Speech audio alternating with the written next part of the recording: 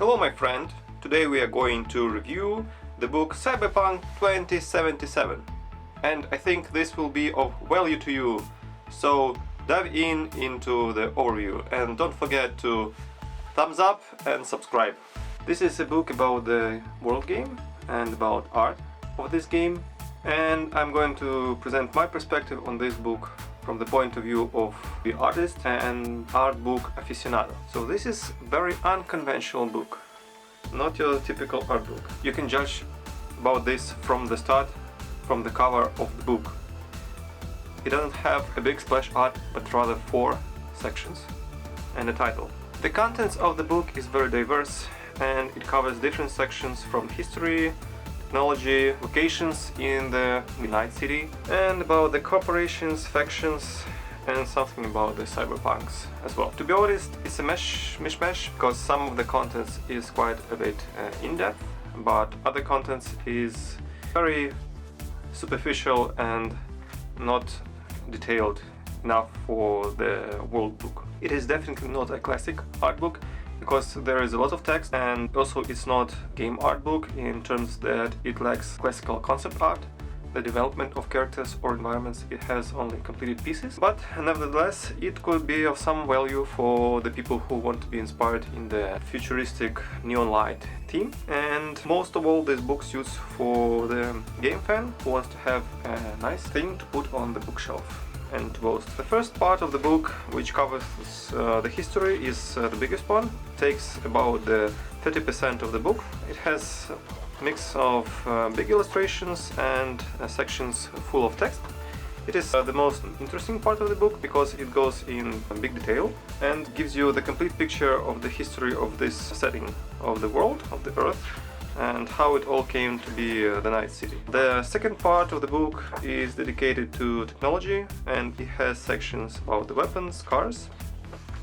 Just let me show you some logos of the weapon manufacturers. This section is of biggest interest to someone looking for the design language of the logos, because they are gathered on the one page, for example for weapon manufacturers and also for the cars. But what I found lacking in this book is the separate section for the advertisements, because they are a unique feature of this game. I think that they're interesting enough to have the separate section to analyze them and to compare them side by side. But alas, they are spread around the book in different sections. Wait a second, I will show you some examples. Like, some of them get the whole page, like this. Some of them get the half page, some of them get smaller sections, like this one. So overall you got the gist of the combination of size of art and size of the text. Third part is dedicated to the locations. By the way, this is a Ukrainian localization of the book. And my biggest gripe with this section is too much space is wasted to the map. So each of the subsection about the Night City district starts with this map, and it wastes a lot of space which could be used for more detailed text about this district or more art. I think the amount of art is great in the district section, but the description of those districts are somewhat generic and not very interesting. I think this art was used for making the promotions, and this is the first location the main character sees when exiting from his hideout. Again, such sections as these with yellow text, or even these where there is just very bold text, are around 20 pages in the book. So this takes more than 20% of the useful contents, because it's something less than 200 pages. After we go through the districts, the next section is about the society, the gangs, the corporations, the government. This is one of the least interesting sections of the book, while the art is still great, and now they are concentrating on the characters. The description of the corporations is very childish, I would say. and doesn't bring a lot of details about the history and what they're producing. One fact was very strange for me is that they provide the evaluation of the companies, while somewhere later talking about the incomes of the CEOs, which is comparable to the evaluation of the well, the companies can be around $500 billion. They say that CEOs are earning salaries in the range of hundreds of $billions, which is strange to say the least, because CEO cannot be earning as much as the company is evaluated. This is common sense. After the corporations, they talk something about government, about other citizens,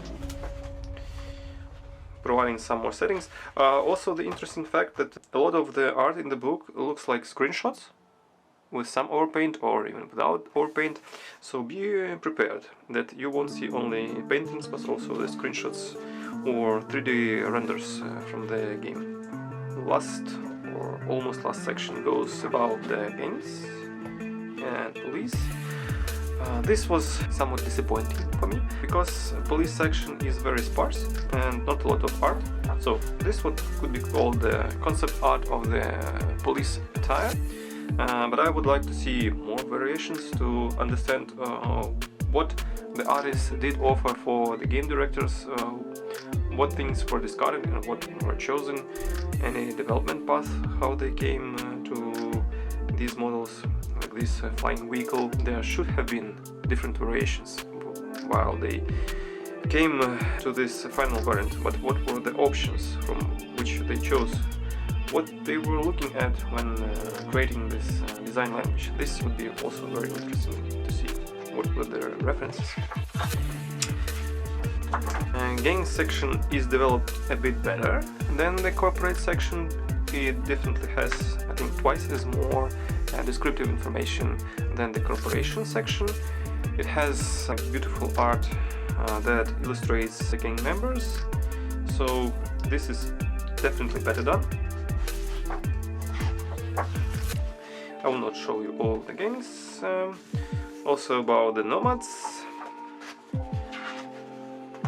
like a lot of information and even some tribes of the nomads as the different gangs. And the last few pages, literally few pages, are dedicated to the cyberpunks in the fashion of the interview with a character. What I would like to say in the conclusion about this book: it is a very unconventional book, as I stated at the beginning, and it provides the information not in the typical way of the art book or concept art book or any other type of the similar material, because it is designed as a publication by the media, and it addresses you as the viewer of this website, describing the history of the city, its contents, and guiding you from the section to the section with the complete narration. And it's more like of the story, but you are set into the story. You are not the person from this real world. You are addressed as the inhabitant of this city, or someone living during these times and wanting to know more about the city. So I would definitely recommend this book to someone who is a fan of the game and want to have something beautiful of physical value on the bookshelf or near him on the table to peruse from time to time, to look at the art. But this is definitely not an in-depth source about the game world. I think that on internet there should be many more pages and text dedicated to the characters, to the history, to the city itself. So this is like more introductory piece. This one is definitely not valuable for the artists, especially concept artists, because it has little of pieces in the process of making, showing the design, how they came to the design decisions, what they discarded, what they evaluated, because it only is filled with complete art. Most of it is highly finished pieces, and some of them are rendered models and screenshots. Thank you very much. I hope you found this valuable. I would be grateful for liking this video to help promote it, subscribing to see more book reviews, have a dozen of other art books, and if you want to see more of my impressions, please comment which art books you would like for me to review next. Thank you very much. Bye bye.